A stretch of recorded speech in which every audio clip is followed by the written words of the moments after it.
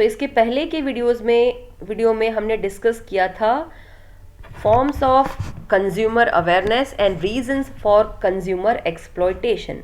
आज हम पढ़ने जा रहे हैं consumer awareness in consumer protection. आज हम पढ़ने जा रहे हैं कैसे कंज्यूमर को अवेयर करके साथ में उनको प्रोटेक्ट करने का काम किया जाए। Let's start. There arose a need to stop exploitation of consumer in different ways to protect rights and to provide mental and physical security. In India, a description regarding consumer protection because of misbehavior towards consumers and their exploitation was made for the first time in Kautilya's Arthashastra describes misbehavior of trader towards consumer and his exploitation. We find mention of punishment for under measurement of goods and adulterations or duplications. अब यहाँ पे क्या बताया जा रहा है, क्योंकि इस तरीके के शोषण को रोकना था इसीलिए बहुत सारे उनको प्रोटेक्ट करने के जो हक हैं और जो राइट हैं, खास करके मेंटली एंड फिजिकली जो उनको सिक्योरिटी देना है कंज्यूमर्स को, उसका काम, उसकी ज़रूरत महसूस हुई। हमारे देश में कंज्यूमर प्रोटेक्शन की जो प्रक्रिया है वो कब शुरू हुई, जब उनके साथ गलत व्यवहार होना शुरू हो गया था, कंज्यूमर्स का एक्सप्लॉयटेशन होना शुरू हो गया था। तो उनके खिलाफ पहली बार किसी ने आवाज़ उठाई थी, तो वो थे कौटिल्य जी, जिनके अर्थशास्त्र में बताया गया कि ऐसे ट्रेडर जो कंज्यूमर की तरफ उनका जो व्यवहार है काफ़ी गलत है, वो उनका शोषण करते हैं, उनकी ऐसी हमें ज़रूरत महसूस हुई। तो उनके लिए क्या क्या सज़ा होनी चाहिए और कैसे वो चीज़ों को अंडर मेजरमेंट में लेकर के बेचते हैं, कैसे गलत चीज़ें ग्राहक तक बेचने का काम करते हैं, कैसे डुप्लीकेट चीज़ों को उन तक बेच देते हैं, उसके खिलाफ उन्होंने किन किन धाराओं के तहत पनिशमेंट देना चाहिए, उसका डिस्कशन कौटिल्य के अर्थशास्त्र में देखने को मिलता है।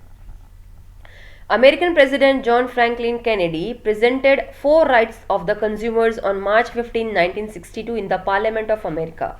He expressed soreness on the thought that opinion of the consumer is not heard. America के एक राष्ट्रपति जी थे जिनका नाम दिया है John Franklin Kennedy.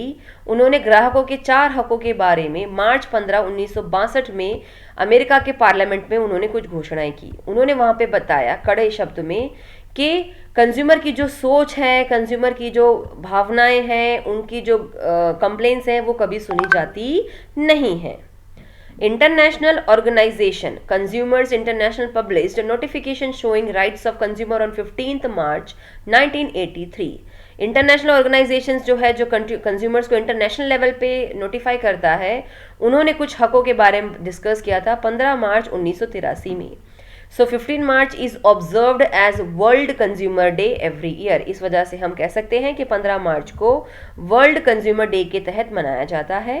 Afterwards, in its meeting on 16th April 1985, the UN declared 8 basic consumer rights in its bill, United Nations Guidelines for the Consumer Protection.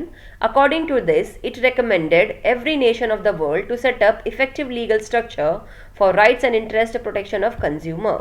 For this, Indian Parliament formed National Consumer Protection Act 1986, which was signed and permitted by the President of 24th December 1986. So every year 24th December is celebrated as National Consumer Right Day in India. अब यहाँ पे क्या बताया जा रहा है कि उस दिन के बाद से 16 अप्रैल को एक मीटिंग हुई थी 1985 में, जिसमें यूएन ने 8 मुख्य बेसिक राइट्स जो होते हैं अपने एक बिल में उन्होंने लोगों तक पहुंचाया रिलेटेड टू कंज्यूमर प्रोटेक्शन, जो कि यूनाइटेड नेशंस गाइडलाइंस के तहत हम तक पहुंचाया गया था। इसके तहत हर एक देश में जो भी इस दुनिया में आए हुए हैं उनको कुछ ऐसे लीगल स्ट्रक्चर बनाना चाहिए हकों का और ग्राहकों को प्रोटेक्ट करने का। ऐसा ही मिलता जुलता एक आपको नेशनल कंज्यूमर प्रोटेक्शन एक्ट भी देखने को मिलेगा, जो हमारे देश की इंडियन पार्लियामेंट में 1986 में बनाया गया था, जिसे साइन किया गया था, परमिशन दी गई थी। हमारे जो प्रेसिडेंट थे उन्होंने 24 दिसंबर 1986 में। तो हम ये कह सकते हैं कि हर साल 24 दिसंबर को नेशनल कंज्यूमर राइट डे के तहत भारत में मनाया जाता है। Gujarat government had implemented Gujarat Consumer Protection Act 1988 on 18th February 1988. As per this,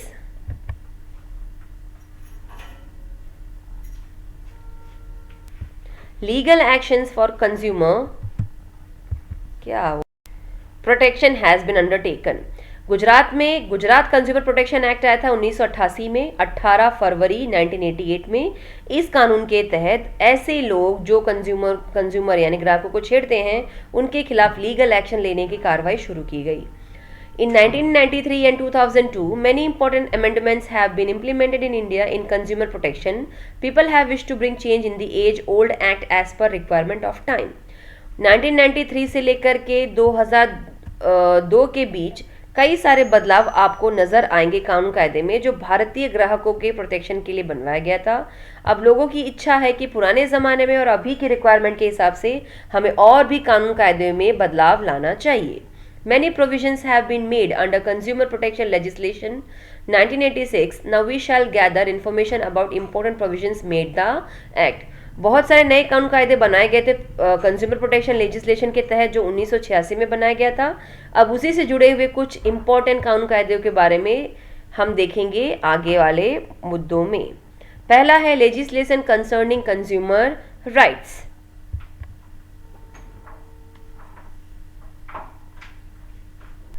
legislation का मतलब होता है कानून कायदा, वो भी किस चीज से जुड़ा हुआ, कंज्यूमर राइट से। चलो देखते हैं। Consumer protection act is a milestone in the history of social economic acts of India and is helpful to people for protection of right of consumer and their interest. This is most progressive and acceptable law which provides following provisions. Consumer protection act जो था वो हमारे देश के लिए खास करके सामाजिक आर्थिक तौर जो था, इतिहास जो था, उसमें माइलस्टोन के तौर पे उभर कर आया है। इसने काफ़ी लोगों की मदद भी की है।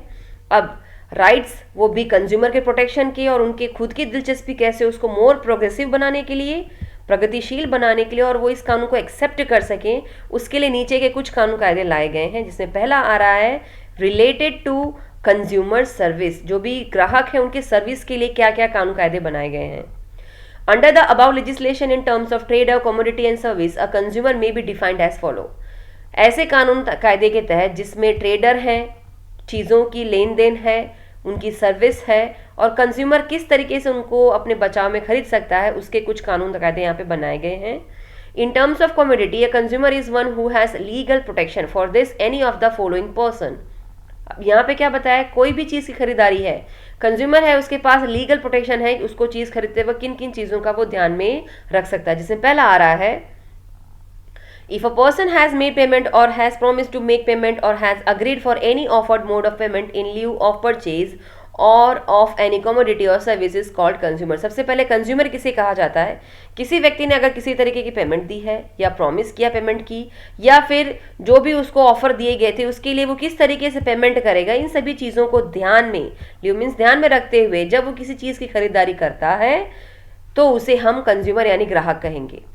The person who pays the value of product either in the form of installments or by hire purchase system or hires a service either receives a service is called consumer। Again, अगर कोई व्यक्ति जो चीज़ों की खरीदारी पर payment करता है उस चीज़ को लेन देन के लिए, भले वो इंस्टॉलमेंट के तौर पे हो या पेमेंट दे करके हो डायरेक्ट, या फिर उन सर्विस को पाने के लिए वो पेमेंट करता है और उससे उसको सर्विस मिलती है, जो सुविधाएं मिलती हैं, उसे भी हम कंज्यूमर कहेंगे। But if any person sells a purchased product by business or commercial purpose or provides free of cost services or the service under personal service agreement, they are not covered under this legislation, are not protected। लेकिन कोई व्यक्ति अगर कोई चीज़ को बेचता है, खरीदता है अपने बिजनेस के लिए, कॉमर्शियल लाइन के लिए, और वो फिर फ्री में लोगों तक पहुंचाने का काम करे, तो इस तरीके की सुविधा या सुविधाजनक जो भी कामकाज होते हैं वो इस एग्रीमेंट के तहत नहीं आते हैं, इसलिए इस कानून का वो हिस्सा नहीं माना जाएगा। Thus, objective of this law is to see the consumer get the product or services of high quality along with its protection of interest of the customer also seen। तो इसका मुख्य उद्देश्य क्या है इस कानून का, कि कंज्यूमर को जो भी प्रोडक्ट है उससे जुड़ी हुई जो भी सुविधाएं हैं वो अच्छी क्वालिटी की हो, उसके साथ साथ वो प्रोटेक्टेड फील करे कि उसकी इच्छा से ये चीज़ उसने खरीदी है और वो हमेशा उसी के साथ कंटिन्यूटी बना के रखे। According to the provision, if the type, quality of the goods or services as well as the agreement are not per prevailing law or providing services are defective or deficient or commodities substandard quality, the consumer may complain under Consumer Protection Act। इस कानून के तहत कोई भी चीज़ उसने खरीदी, अगर उसकी क्वालिटी उसको पसंद नहीं आती, उसकी जो सर्विस है वो उसे पसंद नहीं आती जो एग्रीमेंट के तौर पे बनाई गई थी, और वो कानून से जुड़ा हुआ ना हो, उसके जो भी उन्होंने सर्विसेज देने के प्रोमिस किए थे वो सही से ना निकले, चीज़ें डिफेक्टिव निकली या अच्छी ना निकले, कमोडिटी कोई भी चीज़ की जो वैल्यू है, उसका जो स्टैंडर्ड है, क्वालिटी है, वो अच्छा ना निकले, तो हम ये कह सकते हैं कि कोई भी ग्राहक जा करके कंप्लेन कर सकता है कंज्यूमर प्रोटेक्शन लॉ में उसके खिलाफ जो उसे फेक या गलत आइटम बेचा गया था। नेक्स्ट पॉइंट है राइट्स ऑफ कंज्यूमर। कंज्यूमर के क्या क्या हक हैं। Consumer commits mistake in selection of right commodity due to lack of information regarding different types of commodities available in the market and could not receive proper incentives or money spent by him. His money is wasted. He expresses regret that he has been cheated. He invites many types of disease by purchasing edible objects of low quality, duplicate or adulterate and of low quality, which harms the health. Moral standard of the society goes down due to immoral activities like under measurement, adulteration and duplication, cheating, looting in price and corruption. Consumer कई बार छोटी मोटी बहुत सारी गलतियां करता है। चीज़ों को किस तरीके से चुनना, क्यों? क्योंकि उसके पास उससे जुड़ी हुई जानकारी नहीं होती कि किस तरीके की चीज़ें किन किन तरीक़ों से आ रही है मार्केट में, और उसे सही तरीके से उसका जब भरपाई नहीं मिलती, यानी जो पैसा उसने सोचा था अगर उसको उसका पैसा उतना नहीं मिलता है तो उसे काफ़ी निराशा महसूस होती है। उसे लगता है कि उसका पैसा बर्बाद हो गया, उसने इतना पैसा खर्च करके चीज़ें जो खरीदी वो उसके काम की नहीं निकली। वो काफ़ी दुखी हो जाता है, अफसोस करता है कि उसके साथ चीटिंग की गई है। इसकी वजह से कई तरीके की बीमारियों का वो घर बन जाता है, क्योंकि उसने गलत चीज़ें खाई, गंदी तेल से बनी हुई, क्वालिटी लो थी, डुप्लीकेट चीज़ें बेच दिया था या ऐसी चीज़ बेचा था जो उसे नहीं खाना चाहिए था, और कई बार इसकी वजह से उसके हेल्थ पे भी उसका असर देखने को मिलता है। लोगों की जो सोच है वो भी डिक्रीज हो जाती, क्योंकि वो एक ग्राहक जा कर के 10 लोगों में ये बात पहुंचाएगा कि मैंने ये चीज़ इतने में खरीदी थी, लेकिन उसका जो रिजल्ट आया वो इतना नेगेटिव था कि मुझे बहुत सारी बीमारियां हो गई हैं। तो जिसकी वजह से कहीं ना कहीं लोग उसको खरीदने से डरेंगे, मना करेंगे। और कई बार ऐसी गलत काम हमारे समाज में शॉपकीपर्स के द्वारा या सेलर्स के द्वारा कर दिया जाता है, जिसमें चीज़ों को कम माप में बेचना, गलत चीज़ों को बेचना, डुप्लीकेट चीज़ों को बेचना, उनको चीट करना, प्राइस ज़्यादा देकर के चीज़ों को बेचना और करप्शन फैलाना। तो ये कुछ रीजंस की वजह से जो कंज्यूमर्स हैं वो चीटेड फील महसूस करते हैं। Laws have been framed so that the producer and the traders maintain uniformity and transparency in price, quantity, quality of products. Because of the provisions, consumer becomes aware and is educated about various tricks adopted for exploiting them and how to fight against malpractices. Many rights have been granted for understanding various solutions under this act. Main objective of this consumer awareness is to protect these rights. According to the law, consumers have been given 6 rights. इसीलिए कानून कायदे को बनाने की हमें ज़रूरत पड़ी और उसे बनाया भी क्या, किन के खिलाफ? प्रोड्यूसर्स के खिलाफ और ट्रेडर्स के खिलाफ, जिससे वो इक्वलिटी बना के रखें, पारदर्शिता बना के रखें, भले वो प्राइस से जुड़ा हुआ हो, वज़न से जुड़ा हुआ हो, प्रोडक्ट की क्वालिटी से जुड़ा हुआ हो। ऐसे कानून कायदे के बनने की वजह से कंज्यूमर जो है वो अलर्ट हो जाता है और अपने आप को काफ़ी सारे ट्रिक्सों से बचने की कोशिश भी कर लेता है, अपने आप को एक्सप्लॉइट होने से बचा लेता है, और उसे पता लगती है कि इस तरीके की जो गलत काम किए जा रहे हैं उसके खिलाफ उसको कैसे आवाज़ उठाना है। इसीलिए इन सभी राइट्स को ग्रांट किया गया है, जिससे क्या होगा, इस एक्ट के तहत उसके समझौते हों और सॉल्यूशंस निकले। इसका मेन उद्देश्य यही है कि कंज्यूमर जो है वह पहचान सके कि उसके लिए कौन कौन से हक हैं, और यहाँ पर ऐसे ही 6 हकों के बारे में हम पढ़ने जा रहे हैं, जिसमें पहला आता है राइट टू सेफ्टी, बचाव का हक। Consumer has the right to protect it if the commodity or services is dangerous or harmful for health. He has the right to get protection for the maintenance of physical environment and quality of life. Consumer के पास ये पूरा हक बनता है कि वो अपने आप को सुरक्षित महसूस करे। कोई भी चीज़ की जब लेन देन हो रही है, उसकी सर्विसेज सेहत के लिए हानिकारक हैं या भलाई के लिए हैं, उन सभी के बारे में जानना। उसके पास ये पूरा हक है कि उसको सेफ्टी मिले, उसको प्रोटेक्ट किया जाए। जब भी वो ऐसी चीज़ों को खरीदता है कि उसका फिजिकल उस पर क्या असर देखने को मिलेगा और उसकी लाइफ जो है उसकी क्वालिटी कैसे निखर के बाहर आएगी।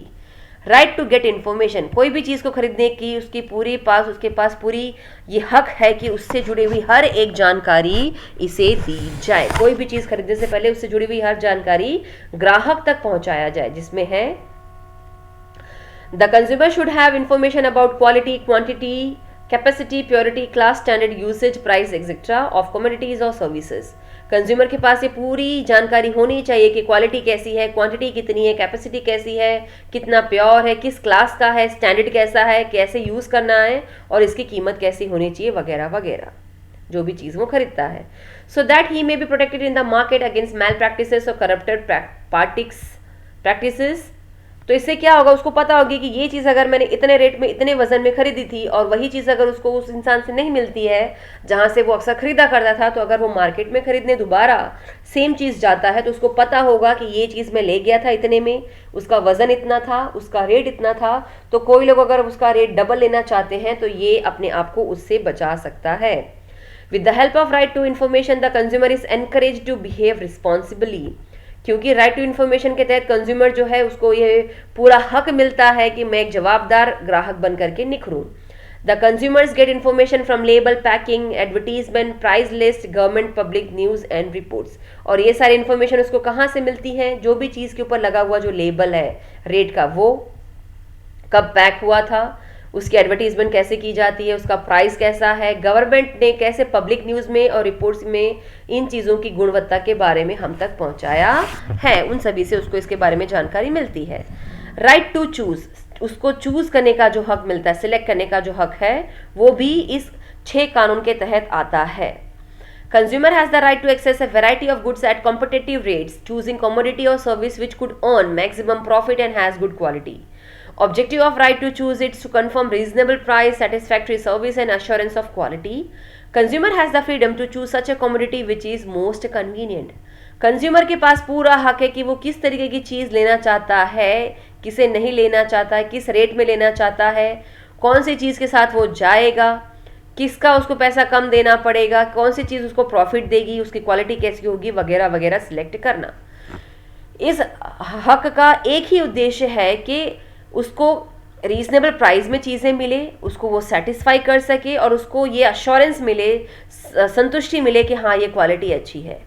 कंज्यूमर को ये पूरी छूट मिलनी चाहिए कि वो किस चीज़ को खरीदना चाहता है जो उसके लिए कन्वीनियंट होगी, अच्छी होगी। Then comes fourth point, right to be heard और right to be to represent. चीज़ों को सुनना और फिर उसको किस तरीके से दूसरों तक पहुंचाना। Under this law such an arrangement are made in which rights and interest of the consumer are protected, represented and reconsidered. There are also provisions to make arrangement in which non-political, non-commercial consumer society is formed, having its own consumer representative which can represent their interest properly. अब इस कानून के तहत ऐसे सुविधाएं, ऐसे arrangement की जाती हैं जिसमें पब्लिक की क्या हक है, कंज्यूमर के क्या है, उनकी इच्छाएं क्या हैं, उनको प्रोटेक्ट करने का काम किया जाए, सही तरीके से दूसरों तक पहुंचाने का काम किया जाए और उनको वैल्यू भी दी जाए।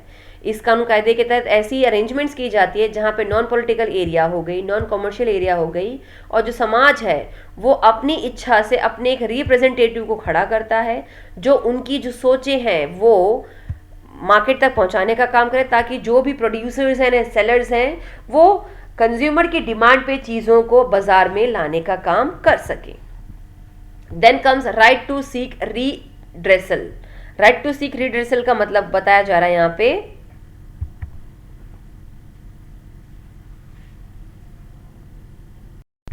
किसी भी समस्या का निवारण लाना, सोल्यूशन लाना। This right gives right to consumers to make complaint against dishonest commercial practices or loss due to negligence and ethical exploitation. It also gives rights to consumer to be prevented from loss by asking for the compensation. In this, consumer may ask for one or more than one relief like exchange of goods, return of money, repair without asking for charge, etc. Consumer may ask for the incentive or not but is entitled to get incentive. इस हक के तहत consumer के पास ये हक मिल जाता है कि वो कंप्लेन फाइल करे। जो लोग गलत तरीके से चीज़ों को बेचते हैं, जो लोग गलत तरीके से चीज़ों को आगे तक कस्टमर तक पहुंचाने का काम करते हैं, जब कोई भी ग्राहक किसी चीज़ को लेता है तो उसको जो लॉस होता है उसके खिलाफ ही आवाज़ उठा सकें। इस हक के तहत कंज्यूमर जो है वो हर तरीके के नुकसान से खुद की भरपाई कर सकता है, जैसे उनसे कंपनसेशन मांगना, जिसे मुआवजा कहा जाता है। इसमें कंज्यूमर पूछ सकता है कि ये चीज़ आपकी गलत निकली तो मुझे एक्सचेंज करके दो, रिटर्न करो, मेरे पैसे वापस करो, रिपेयर करो, रिपेयर करो, वो भी बिना किसी एक्स्ट्रा चार्ज के। कंज्यूमर जो है उसको पूरा मौका मिलता है कि उसकी भरपाई उसे की जाए, भले उसका उल्लेख यहाँ पे इस कानून में नहीं किया गया, लेकिन वो इसके लिए रिस्पॉन्सिबल है कि वो हर तरीके के लॉस को उभर के बाहर ला सके। Then comes the last point, that is right to consumer education. कैसे ग्राहकों को तक ये शिक्षा पहुंचाई जाए कि आपके क्या क्या हक हैं और आप कैसे अपने आप को एक्सप्लॉइट होने से बचा सकते हैं। This right ensures that a consumer gets complete information and develops patience and skill. Factors responsible for exploitation of consumer at the village level are ignorance, lack of awareness among consumer, etc. By including in the school curriculum, efforts should be made to train consumers and improve their skill through meetings in different institutions, consumer education related discussion sessions, exhibitions, discourses, work camps, etc. So that they may play the role of an alert consumer in the market. Consumer education is helpful in this. अब इस education के तहत क्या होगा, consumer को मौका मिलेगा कि उसको पूरी जानकारी निकाल सके जो भी वो चीज़ों को खरीदने चाहता है, पूरी धीरज और पूरी चतुरता के साथ। इसके लिए क्या क्या होगा, कंज्यूमर जो है खास करके ऐसी एरिया में जहाँ पर अच्छी जानकारी ना हो तो वो इजीली एक्सप्लॉइट होते हैं, जहाँ पे हम बात कर रहे हैं विलेज लेवल की।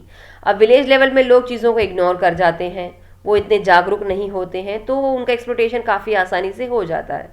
तो ये सारी चीज़ें हम स्कूल के करिकुलम में, स्कूल के सिलेबस में ऐड करें। ऐसी कोशिशें करें कि उनको ट्रेन किया जाए कि आपके क्या क्या हक हैं और आप कहाँ कहाँ अपना एक्सप्लोटेशन रोक सकते हैं। कैसे वो अपनी स्किल्स को, अपनी दिलचस्पी को बढ़ा करके अलग अलग इंस्टीट्यूशंस में मीटिंग्स अटेंड करें, एजुकेशन लें, डिस्कशन का हिस्सा बने, एग्जीबिशन का पार्ट बने, ऐसे कोर्सेज करें जो उनको और अच्छे तरीके से अवेयर करवाने का काम करवाए, वर्क कैंप लगाया जाए, जिससे क्या होगा, उनमें ये अलर्ट आएगा कि मार्केट में कोई भी चीज़ को खरीदने से पहले किन किन चीज़ों का ध्यान रखना चाहिए। जब शिक्षा कंज्यूमर तक पहुंचाई जाएगी तो वो अपने आप को चीट होने से काफ़ी हद तक बचा सकता है।